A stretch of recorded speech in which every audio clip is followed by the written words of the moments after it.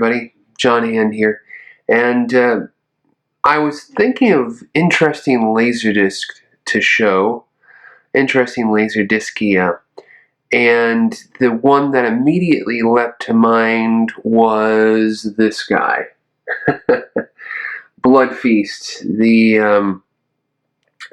copyright 1984 Epix International Laserdisc release. I picked this up at Camelot Video, currently FYE Video, back in the early 90s. I picked it up for $1.99, I believe, for about $2. It was a remainder disc.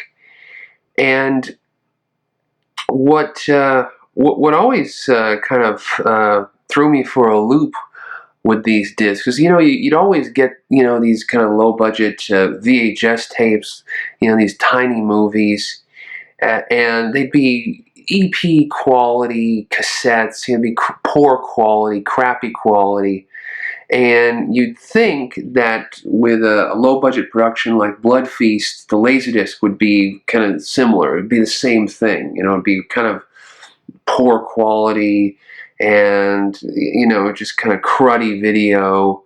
And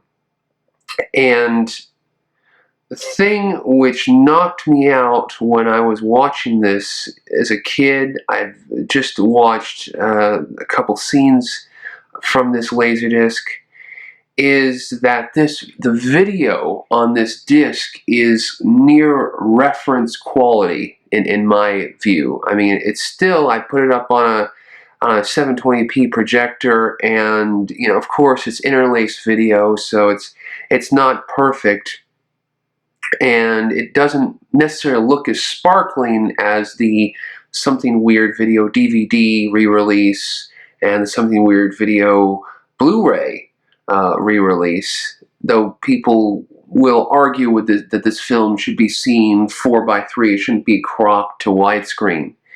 But other than that, other than the cropping, and I mean, for a early 80s video transfer, this thing just has beautiful black levels, beautiful colors. I mean, it is just a startling, no speckling, no print damage. I mean, it looks like this was transferred from like a negative or some really clean film material, because it's just like sparkling. And I mean, even as a kid, it felt like, we're missing the original version of Magnificent Ambersons. Like The Godfather, it took like a multi-million-dollar restoration, because that film, the original film material for The Godfather was like practically destroyed.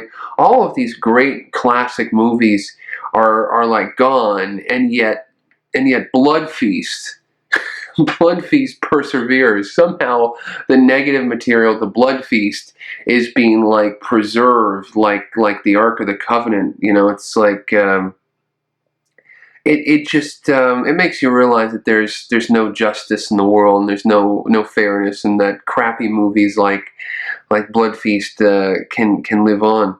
But, well, I don't know. I'm sure for some people, Blood Feast might be their favorite movie, their favorite film.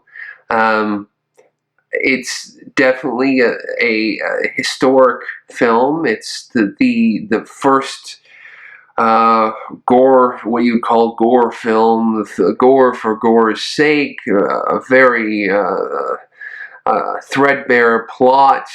Actors who are kind of like just kind of like talking at camera.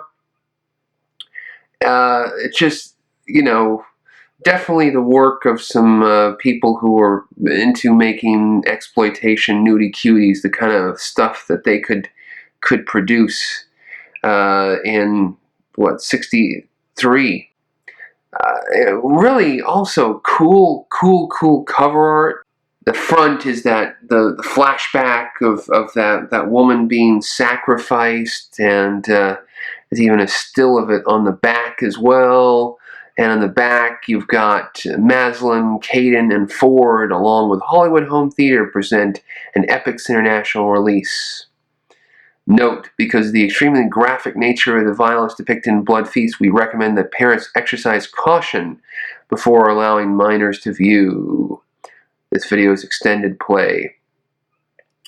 Approximately 66 minutes. Yeah, by this point, Herschel Gordon Lewis had lost the rights to this. He sold the rights to Blood Feast and some of his other blood movies.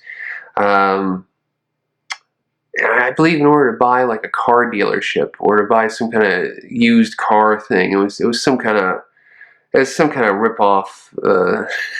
So, I mean, he definitely got ripped off. But then Jimmy Maslin, Eric Caden, some of the people behind Hollywood Book and Poster, in the late 70s, early 80s, took control of this film and really started reviving it and turning it into the kind of the underground cult sensation that it really is.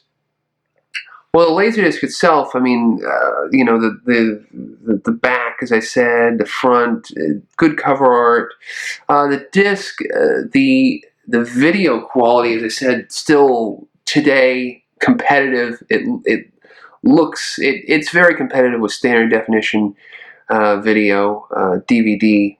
I put this Laserdisc up against the DVD release anytime. But it is in some ways a cheap release. It's not even encoded. Chapter stops are not encoded.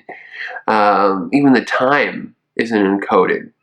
So it's like if you look at your Laserdisc counter, you'll press play and it'll just display chapter 0, 0 minutes.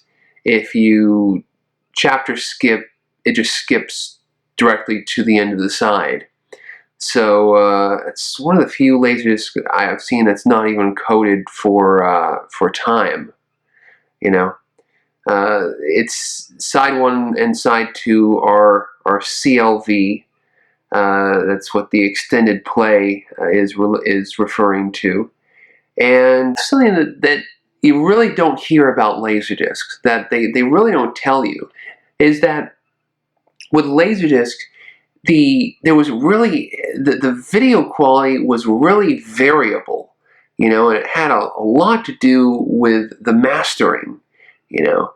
I mean, especially the color. It just seemed like with Laserdisc, the color was very fragile, and you could have really big releases that looked like garbage, and then stuff like this that just looks like, you know, as good as competitive with standard definition DVD, and just still in 2014, 2015 looks like a you know, just beautiful black colors.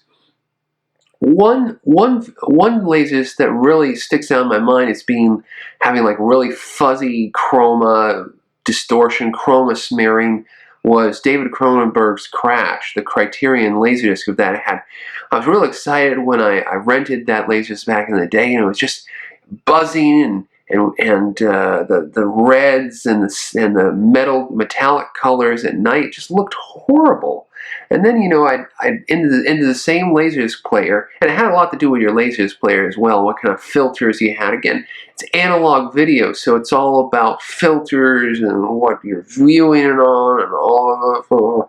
There's not this like baseline of quality like you have with digital formats, with DVD or Blu-ray. And of course there's going to be difference as far as the video material and the film material.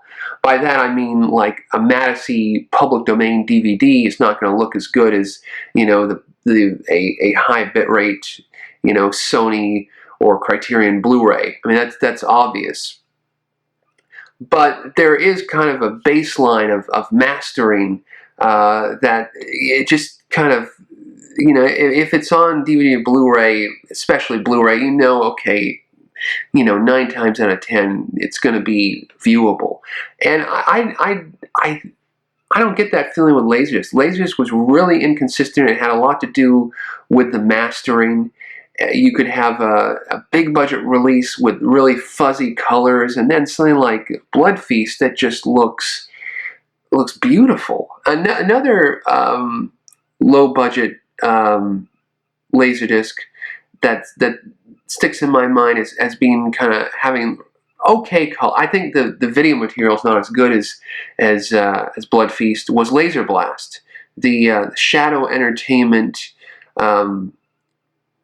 Laserdisc of Laser Blast was really cool, and it had really cool cover art as well. So there it is, Blood Feast, and okay film, historically important, yet kind of goofy, cheesy film. I don't think anybody can really take it seriously. If you do take this film seriously, then I don't want to join your book club. But so you know, it is what it is. But the Laserdisc release is quite astounding.